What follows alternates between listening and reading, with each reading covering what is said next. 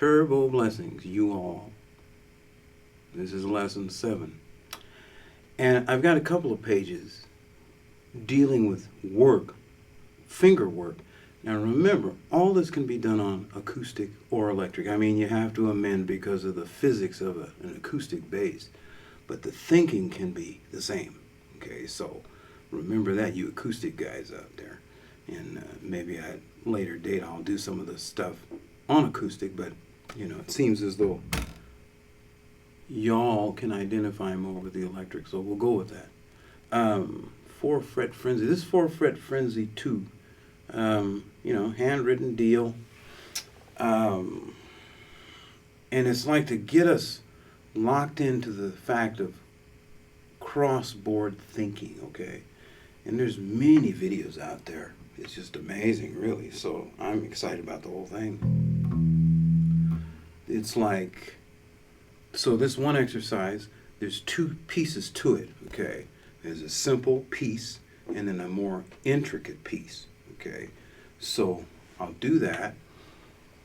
And there's other exercises on the sheet. I'm not sure if we'll get to the second thought or not, but we'll start with this. And it's just a 2-bar sequence. Count them, 2. It's a 2-bar sequence. You got to be careful what you put up these days. And it's just an exercise, a basic exercise. Then you begin to think about going across your board instead of, you know, moving up and down the board. You know, that's your last resource. It's like you'll do that for color, you'll do it for harmonics, you'll do it for whatever you're doing it for. But lines, melody lines and stuff like that, think across your board first, okay? Actually, a little story. Always good little stories are good. Had a student, he's playing acoustic bass in an orchestra, and the lead or principal bassist played a particular figure one way. My student, about 3rd down the list, he played it another way because he could put all the notes in one place. The classical person, or the principal, said, you can't do it that way. So he's kind of at a standstill because he could play all the notes in one place. The principal was playing them in 2 places. I don't know what the thing was or whatever. I didn't even ask him. But the bottom line was, think across your board. You guitarists, anybody that's in a, you know, stringed instrument, think across your board. You get more done that way, okay? So, first exercise, okay? Bridge with your first finger. Then go to the low B. This is an E, or starts with E. Then a minor 3rd. That's your loop, right? Do it again. And it's written.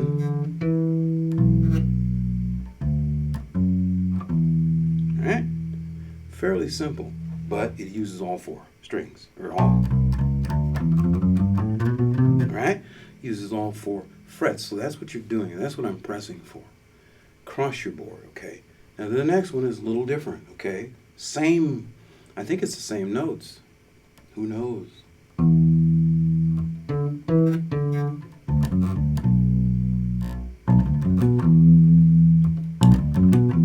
Right? Those are 16ths on the end of the 2nd bar. Now, when that gets boring, right? It's just a minor, well, it's a root, minor 3rd, 5th, and octave. Right? Back to the beginning of that loop. It's a 2-bar loop. Put a lot of stuff in loops. Stuff I can't play, I'll put it in a 2-bar loop or a 1-bar loop and keep practicing it until I get it right or close to right. Perfection. I'm not. But, you know, nobody's perfect, so then relax in that too. Just keep practicing, enjoying yourself. You're having a good time, enjoy it, right? But those last 16ths, okay? So when that gets boring, then lay an A on top of it, right? B, D, F sharp, A, and then back to your E.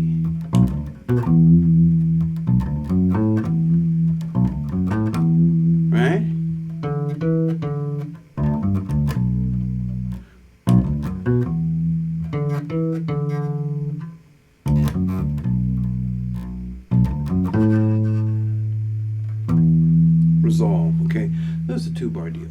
Now there's another thing in here, and it's kind of like a bossa again. I go to the bossa nova because it's a lot, I've talked about it before, getting kind of redundant, that it's like that feel, dotted quarter and eighth together.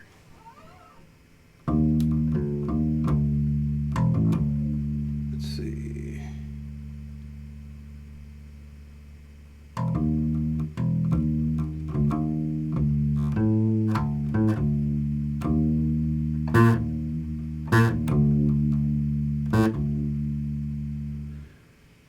This is between E flat as a root note, root and fifth, right? There's 3 frets. Then back to D and A, right? So that's the sequence.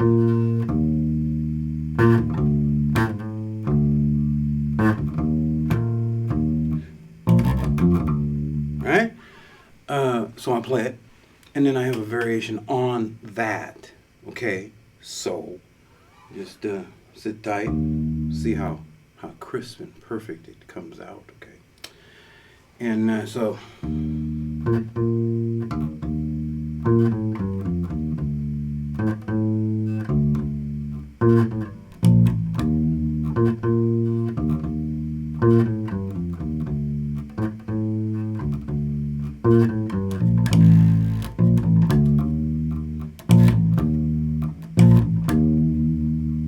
Half-step stuff, right? You've heard a lot of it anyway, so you're good. And then there's a variation. See, and this is like for reading and feel too, right? So, you know, and so the reading is a little bit different. And there's a slip and a slide in there, and so we'll do that too. This is the second variation on that bossa sequence.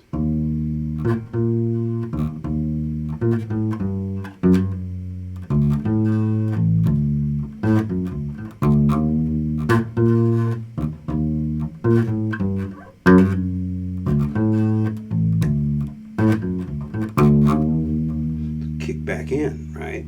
It's like a way to. I've seen some videos where they, you know, talk about 4 frets, 5 frets, 6 frets. I've never worked it out because I'm too lazy. But there's a fret either side of your zone. That's what I call it. There's a fret either side of your zone.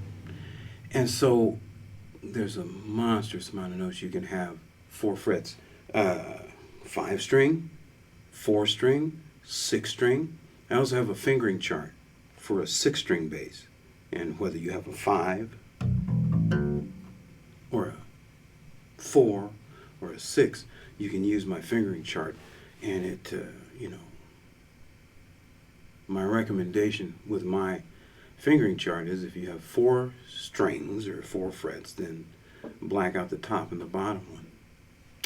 But copy it first, until you get a 5 or you get a 6. Then you've got the full grid to look at, okay? Now, so that's the 4-fret frenzy, and those are the couple exercises. There's another 4 or 5 on this page, and 4-fret frenzy 1, there's different variations and different stuff to work through 4-fret wise, okay? So there's no smoke, there's no mirrors. All the exercises on these 2 pages are in a 4-fret sequence. There might be a little trick or 2 here and there, but, you know, we can talk about that through Skype or whatever.